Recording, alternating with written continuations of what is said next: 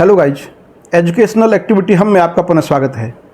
आज मैं आपके लिए लेकर आया हूँ कक्षा छठी की हिंदी की पाठ्य पुस्तक मल्हार के पाठ 5 रहीम के दोहे का अभ्यास। पाठ से मेरी समझ से नीचे दिए गए प्रश्नों का सबसे सही या सटीक उत्तर कौन सा है उसके सामने तारा बनाइए। पहला प्रश्न है, रहीमन जिव्या बावरी कही गई सरग पताल, आपू तो कहीं भीतर रही जूती खाद कपाल। दोहे का भाव क्या है? इसमें रहीमदास जी कहते हैं कि जिव्या बहुत पागल है, जीव बहुत पागल है, जो अच्छी और बुरी दोनों तरह की बातें कह देती है, और आप तो कहकर मुंह के अंदर चली जाती है और जूती सिर को खानी पड़ती है। तो इस दोहे का क्या भाव है? पहला, सोच समझकर बोलना चाहिए, मधुर वाणी में बोलना चाहिए, धीरे धीरे बोलना चाहिए, सदा सच बोलना चाहिए। जी हाँ, तो इसका उत्तर है कि हमें सदा सोच समझकर ही बोलना चाहिए। रहीमन देख बड़ेन को लघु न दीजिए डार, जहाँ काम आवे सुई कहा करे तलवार। इस दोहे का भाव क्या है? इसमें रहीमदास जी कहते हैं कि हमें बड़ों के सामने, बड़ों को देखकर छोटों का महत्व कम नहीं करना चाहिए, उनको छोड़ना नहीं चाहिए, क्योंकि जहाँ पर काम सुई आती है वहाँ पर तलवार क्या कर सकती है। अर्थात इसका भाव है कि तलवार सुई से बड़ी होती है, सुई का काम तलवार नहीं कर सकती है, तलवार का महत्व सुई से ज़्यादा है। हर छोटी बड़ी चीज़ का अपना महत्व होता है।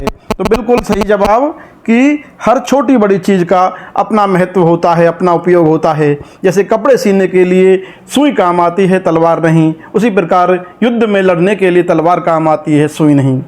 अब अपने मित्रों के साथ चर्चा कीजिए और कारण बताइए कि आपने यही उत्तर क्यों चुने।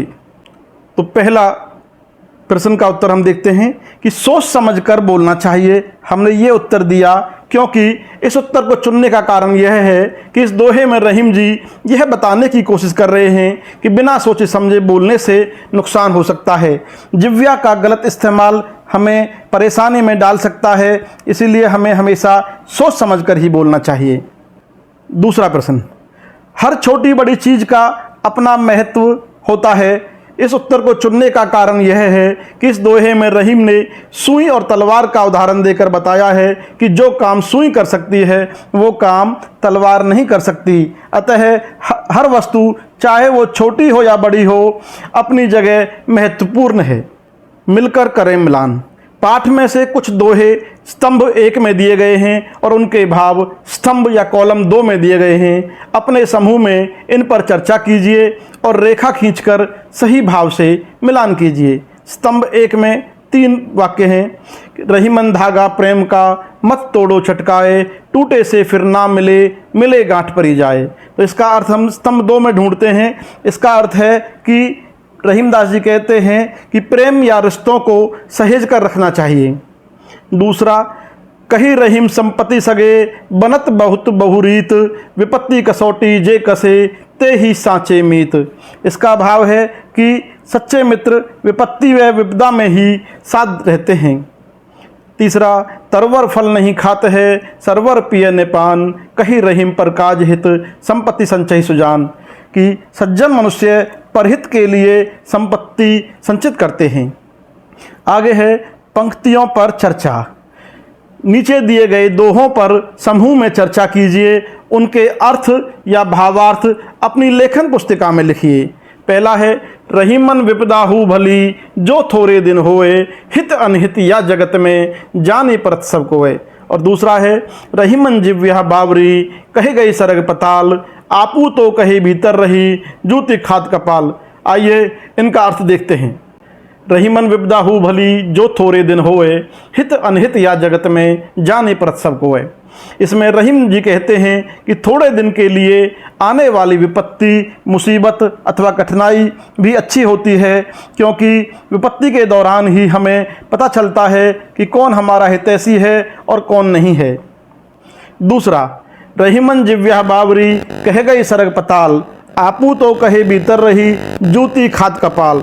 इसमें रहीम जी कहते हैं कि जिव्या यानी जीव बावरी अर्थात पागल होती है, जो स्वर्ग की और पाताल की दोनों तरह की बातें कही जाती है। यहाँ पर स्वर्ग से अभिप्राय अच्छी बातें और पाताल से मतलब बुरी बातों से है। खुद तो कहकर मुंह के अंदर हो जाती है और बेचारे सिर को, कपाल माने सिर को जूतियां खानी पड़ती हैं। इसलिए इससे भाव यह अर्थ यह है कि हमें अपनी वाणी पर नियंत्रण रखना चाहिए। आगे सोच विचार के लिए दोहों को एक बार फिर से पढ़िए और निम्नलिखित के बारे में पता लगाकर अपनी लेखन पुस्तिका में लिखिए।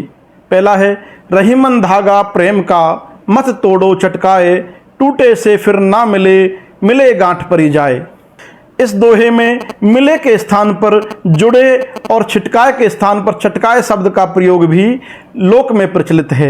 ऐसे जैसे रहीमन धागा प्रेम का, मत तोड़ो चटकाए, टूटे फिर ना जुड़े, जुड़े गांठ पर जाए। इस प्रकार पहले दोहे में डारी के स्थान पर डार, तलवारी के स्थान पर तलवार और चौथे दोहे में मानुष के स्थान पर मानस का उपयोग भी प्रचलित है। ऐसा क्यों है? इस दोहे में शब्दों के बदलाव का कारण यह है कि लोक में भाषा की विविधता होती है। क्षेत्रीयता के अनुसार शब्दों में छोटे छोटे बदलाव हो जाते हैं, इसीलिए इस दोहे के भाव में कोई परिवर्तन नहीं आता। इसका कारण यह है कि भाषा समय और स्थान के साथ साथ बदलती रहती है। इस दोहे में प्रेम के उदाहरण में धागे का उपयोग ही क्यों किया गया है? क्या आप धागे के स्थान पर कोई अन्य उदाहरण सुझा सकते हैं? अपने सुझाव का कारण भी बताइए। इस दोहे में प्रेम के उदाहरण में धागे का प्रयोग इसलिए किया गया है क्योंकि धागा बहुत नाजुक होता है। जैसे प्रेम का बंधन, धागा टूट जाए तो उसे फिर से जोड़ना मुश्किल हो जाता है और अगर जोड़ भी लिया जाए तो जोड़ने पर गांठ पड़ जाती है। इसी प्रकार प्रेम का बंधन भी नाजुक होता है। यदि इसे तोड़ दिया जाए तो दोबारा वैसा नहीं रह पाता। आगे धागे के स्थान पर कोई और उदाहरण भी दिया जा सकता है, जैसे कांच, क्योंकि कांच भी बहुत नाजुक होता है। एक बार टूट जाए तो उसे फिर से पहले जैसा नहीं बनाया जा सकता है। अगर आप चाहें तो इस प्रश्न के उत्तरों को आप स्क्रीनशॉट भी ले सकते हैं। प्रश्न नंबर 2, तरवर फल नहीं खाते है, सरवर पिए ने पान, कही रहीम पर काज हित, संपत्ति संचय सुजान। इस दोहे में प्रकृति के माध्यम से मनुष्य के किस मानवीय गुण की बात की गई है? प्रकृति से हम और क्या सीख सकते हैं? तो आइए देखते हैं कि मनुष्य के कौन कौन से गुणों के बारे में चर्चा की गई है और हम प्रकृति से क्या क्या सीख सकते हैं। इस दोहे में रहीम ने बताया है कि जैसे वृक्ष अपने फल खुद नहीं खाते हैं और तालाब अपना जल स्वयं नहीं पीता है, उसी प्रकार एक समझदार व्यक्ति भी, एक सज्जन व्यक्ति भी अपनी संपत्ति दूसरों के हित के लिए संचय करते हैं। इस दोहे में मनुष्य के परोपकारी और दानशील गुण की बात की गई है और प्रकृति से भी हम निस्वार्थ सेवा, दानशीलता और धैर्य जैसे गुण सीख सकते हैं। आगे है शब्दों की बात। हमने शब्दों के नए नए रूप जाने और समझे। अब कुछ और करके देखें। शब्द संपदा।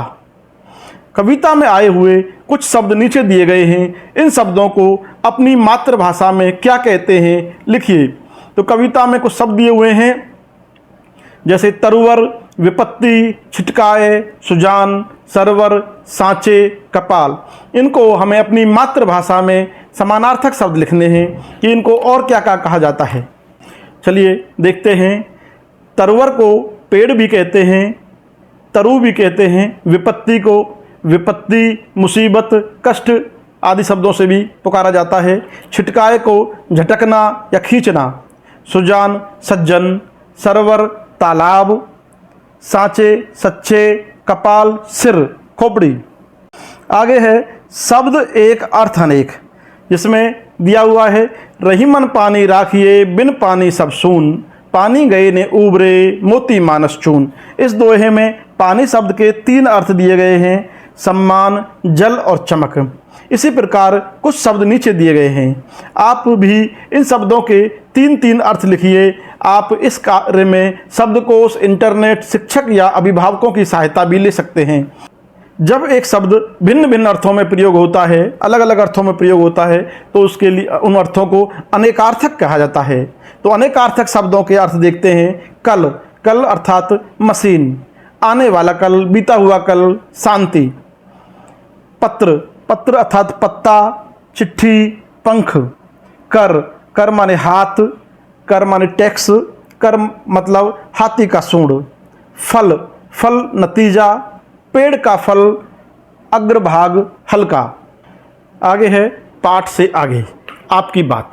रहीमन देख बड़ेन को लघु न दीजिए डार, जहाँ काम आवे सुई कहा करे तलवार। इसमें इस दोहे का भाव न कोई बड़ा न कोई छोटा है, सबके अपने अपने काम हैं, सब अपनी अपनी उपयोगिता और महत्व है। चाहे हाथी हो या चींटी, तलवार हो या सुई, सबके अपने अपने आकार और प्रकार हैं और सबकी अपनी अपनी उपयोगिता और महत्व है।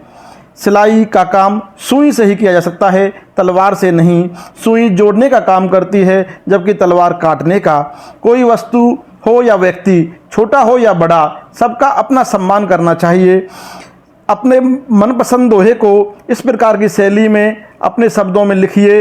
दोहा पाठ से हो या पाठ से बाहर हो, तो आपको इसी प्रकार के किसी अपने मनपसंद दोहे को अपनी पसंद के अनुसार लिखना है। दोहा आप इस पाठ से भी ले सकते हैं और पाठ के अलावा कोई अन्य दोहा भी आप प्रयोग कर सकते हैं। आगे है सरगम। रहीम, कबीर, तुलसी, वृंद आदि के दोहे आपने दृश्य, श्रव्य, टीवी, रेडियो माध्यमों से कई बार सुने होंगे। कक्षा में आपने दोहे भी बड़े मनोयोग से गाए होंगे। अब बारी है इन दोहों की रिकॉर्डिंग की, ऑडियो या विजुअल की। रिकॉर्डिंग सामान्य मोबाइल से भी की जा सकती है। इन्हें अपने दोस्तों के साथ समूह में अथवा अकेले गा सकते हैं। यदि संभव हो तो वाद्य यंत्रों के साथ भी गायन करें। वाद्य यंत्रों में आप हारमोनियम, तबला, ढोलक आदि का प्रयोग कर सकते हैं। रिकॉर्डिंग के बाद दोहे स्वयं भी सुने और लोगों को भी सुनाएं।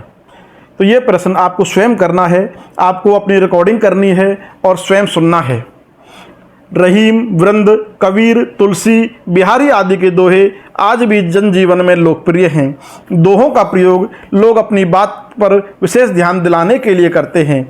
जब दोहे समाज में इतने लोकप्रिय हो जाते हैं तो क्यों न इन दोहों को एकत्रित करें और अंताक्षरी खेलें।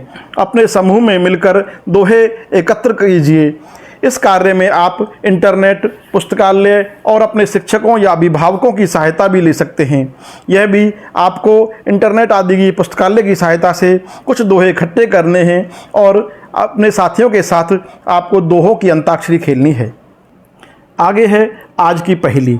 2 अक्षर का मेरा नाम, आता हूँ खाने के काम, उल्टा होकर नाच दिखाऊं, मैं क्यों अपना नाम बताऊं। तो आपको इस पहेली का उत्तर देना है कि 2 अक्षर की ऐसी क्या चीज़ है जो खाने के काम आती है और जिसको उल्टा कर दिया जाए तो नाच बन जाता है। अर्थात नाच को उल्टा करके देखें तो क्या ऐसी कोई चीज़ बनती है जो खाने के काम आती है और 2 अक्षर की हो। जी हाँ, तो इसका उत्तर आएगा चना। बिल्कुल सही जवाब। अगला है, एक टीले के 2 ही द्वार, उसमें सैनिक लकड़ीदार, टकराएं जब दीवारों से जल उठे सारा संसार। तो ऐसी क्या चीज़ है जिसमें लकड़ी की बनी हुए सैनिक हों और जब वो आपस में दीवारों से जब उन्हें टकराए जाए तो जल जाएं। तो ऐसी क्या चीज़ होगी। जी बिल्कुल, माचिस। इसका सही जवाब होगा माचिस, जिसमें बहुत सारे लकड़ीदार सैनिक होते हैं, तीलियाँ होती हैं लकड़ी की, और जब उसको घर्षण किया जाता है तो आग लग जाती है। आगे है खोजबीन के लिए। रहीम के कुछ अन्य दोहे इंटरनेट या पुस्तकालय की सहायता से पढ़ें, देखें व समझें। तो आपको रहीम के अन्य दोहे स्वयं ढूंढने हैं और उनका एक संग्रह करके संकलन बनाना है। Thank you. अगर आपको वीडियो पसंद आई हो तो कृपया लाइक और शेयर करें और इसी तरह की और वीडियो देखने के लिए चैनल को सब्सक्राइब करके रखें। Thank you.